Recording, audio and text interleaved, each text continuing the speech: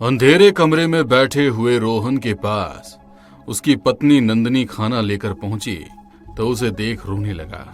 उसे चुप करते हुए नंदिनी बोली, रोहन, मैंने तुमसे कहा था ना कि वहाँ जाना खतरे से खाली नहीं है, मगर तुमने मेरी एक न सुनी। नतीजा तुम्हारे सामने है। तुम सही कह रही हो, मुझे वहाँ पर नहीं जाना चाहिए था, मगर अब इस समस्या का कोई हल भी तो होगा।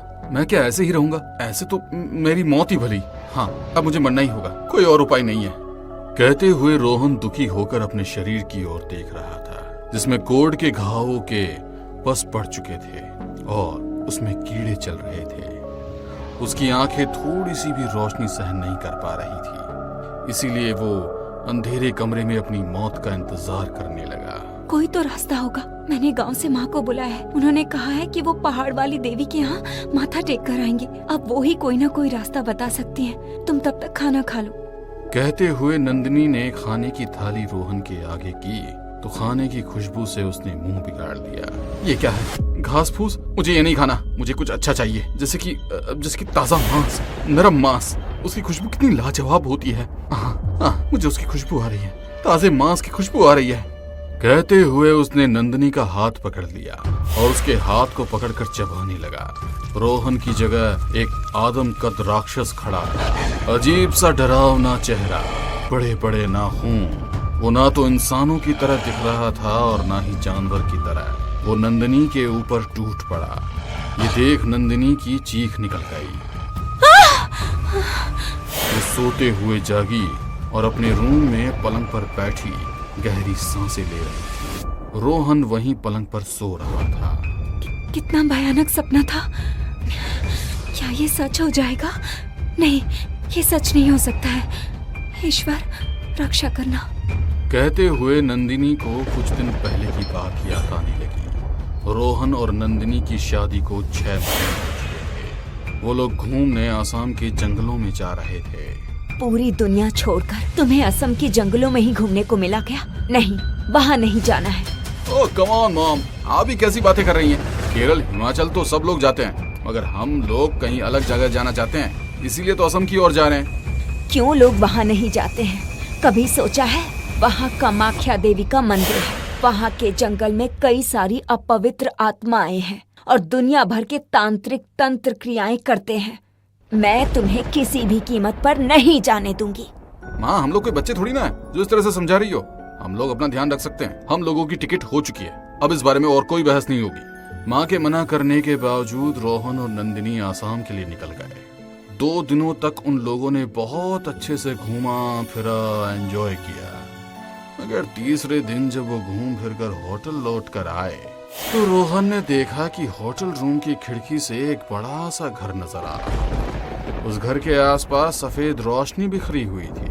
वहां से किसी के रोने की आवाज आ रही थी। वो अपने कमरे से तुरंत बाहर निकलकर रिसेप्शन पर पहुंचा और उस घर के बारे में पूछताछ करने लगा। सभी लोग उसका चेहरा हैरानी से देख रहे थे। तभी एक रूम सर्विस बॉय उसे कोने में ले जाकर बोला, सर, आज शुक्ल पक्ष की अष्टमी है। ऐसा कहा जाता है कि जिस दिन शुक्ल पक्ष की अष्टमी को उस घर के आसपास 100 मीटर के दायरे में यदि कोई प्रेग्नेंट लेडी रहे तो उस महल में रहने वाला शैतान जागृत हो जाता है और या तो वो होने वाला बच्चा या फिर पिता आने वाले 6 महीने में शैतान बन जाते हैं, जो अपनी पत्नी या माँ को अपने ही हाथों मार देते हैं। लगता है ये यहाँ आसपास कोई ना कोई प्रेग्नेंट लेडी जरूर है।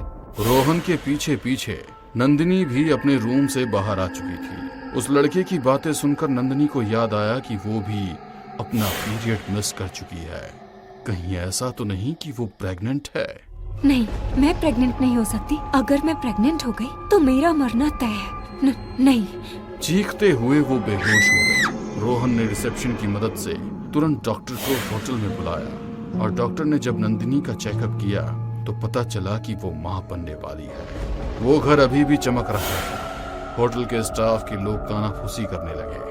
सर, आप लोगों की जान खतरे में है। आपको केवल अब वो ही तांत्रिक ही बचा सकता है। आप लोग तुरंत उनसे मिल लीजिए। कौन तांत्रिक? कहाँ पर रहते हैं वो? हमें पूरा बता दीजिए, हम लोग तुरंत ही उनसे मिलने जाएंगे। व्हाट रबिश, कुछ भी बकवास मत करो। नंदिनी, हम लोग कहीं नहीं जा रहे हैं। एक कम पढ़े लिखे लोग कुछ भी बकवास करते रहते हैं और तुम उन सब बातों को मान रही हो।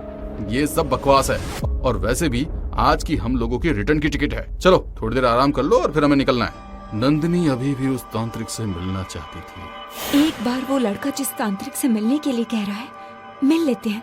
कहीं कुछ गलत हो गया, हम खुद को कभी माफ नहीं कर पाएंगे, क्योंकि इससे हमारे बच्चे का भविष्य जुड़ा है। ये तांत्रिक और जादू टोने वाले बाबाओं की दुकान तो महिलाओं के कारण ही चलती है। सच में किसी की भी बात को मान जाते हो। चलो अब चलो आराम करो। कहते हुए रोहन नंदिनी का हाथ पकड़कर उसे कमरे में ले जाने लगा, मगर वो लड़का अभी भी कह रहा था, एक बार उस तांत्रिक से मिल लीजिए, और हाँ, यदि मेरी बात पर यकीन नहीं होता तो कुछ दिनों के बाद बुरे ख्वाब आना शुरू हो जाएंगे, तो तुरंत यहाँ पर आ जाना, शायद कुछ हो जाए। मगर रोहन ने उसकी बात नहीं मानी। दोनों शहर वापस आ चुके थे। कुछ दिनों के बाद नंदिनी को अब हर रात इस तरह के भयानक ख्वाब आते। कभी रोहन उसे मारने वाला होता तो कभी उसकी होने वाली संतान। मुझे कुछ समझ में नहीं आ रहा है, क्या सही है क्या गलत है। सोचते हुए उसकी आंखों से आंसू निकल रहे थे। तभी रोहन उठकर बैठ गया और उसे रोते हुए देख गुस्से में बोला, ये क्या है नंदिनी, जब से तुम आसाम से आई हो तुम बिल्कुल बदल गई हो। तुम्हें खुद की तो फिक्र है नहीं, कम से कम हमारे होने वाले बच्चे की फिक्र तो करो। हर वक्त रोती रहती हो, टेंशन में रहती हो, इसका इस पर क्या असर पड़ेगा जानती हो? रोहन, तुम्हें क्या लगता है मुझे अपने होने वाले बच्चे की फिक्र नहीं है या खुद की फिक्र नहीं है? मगर मैं क्या करूं, मैं खुद परेशान हूं। मुझे हर वक्त वही सपना आता है। तुम उस लड़के की बातों के बारे में ज्यादा मत सोचो, और जैसा हम सोचकर सोते हैं वैसा ही हमें सब कुछ ख्वाब में भी दिखता है। ये सब तुम्हारे दिमाग की उपज और कुछ नहीं है। चलो तुम्हें डॉक्टर को दिखा दूंगा। मैं जो कुछ भी बोल रही हूँ वो सब कुछ झूठ है, मेरे मन का वहम है। नहीं, मैं सच कह रही हूँ, और मैं अपने होने वाली संतान के साथ कोई रिस्क नहीं ले सकती, समझे? इसीलिए मैं कल ही आसाम जाऊंगी। नंदिनी आसाम जाना चाहती थी, मगर रोहन भी जिद पर अड़ा हुआ था और उसने उसे आसाम वापस जाने नहीं दिया। समय पंख लगाकर उड़ चुका था। देखते ही देखते नंदिनी की डिलीवरी का वक्त आ गया। 9 महीने पूरे हो चुके थे। राहुल, किसी भी वक्त डिलीवरी हो सकती है, मुझे बहुत डर लग रहा है। डर? कैसा डर? मैं तुम्हारे साथ हूँ ना। दोनों बातें कर ही रहे थे कि तभी नंदिनी को लेबर पेन शुरू हो गया। राहुल अपनी माँ के साथ नंदिनी को लेकर तुरंत अस्पताल पहुंचा। डॉक्टर, अभी तो 8 दिन बाकी हैं, इतनी जल्दी labour pain? It's normal, 9 months के बाद आपकी कभी भी डिलीवरी हो सकती है। यू डोंट वरी, यहाँ पर इंतजार कीजिए, जल्दी आपको खुशखबरी मिलेगी। लेबर रूम के बाहर खड़ा रोहन परेशान होके चहलकदमी कर रहा था। तभी कुछ देर बाद बच्चों के रोने की आवाज आई। उसकी माँ और रोहन दोनों खुश हो गए। तभी एक नर्स डरकर बाहर की तरफ भागी। क्या हुआ? सब कुछ ठीक तो है ना? वो बच्चा नहीं बल्कि शैतान है। बच्चा नहीं है बल्कि शैतान है? क्या कहना चाहती हैं आप? राहुल तुरंत लेबर रूम में घुस गया। वहाँ का नजारा देखकर उसके होश उड़ गए। नंदिनी बेहोश थी और उसके बगल में लगभग साल भर का एक बच्चा बैठा हुआ था। नंदिनी के बहते हुए खून को अपनी जीभ से चाट रहा था। वो राहुल की ओर देखकर मुस्कुराया और हंसते हुए बोला, पापा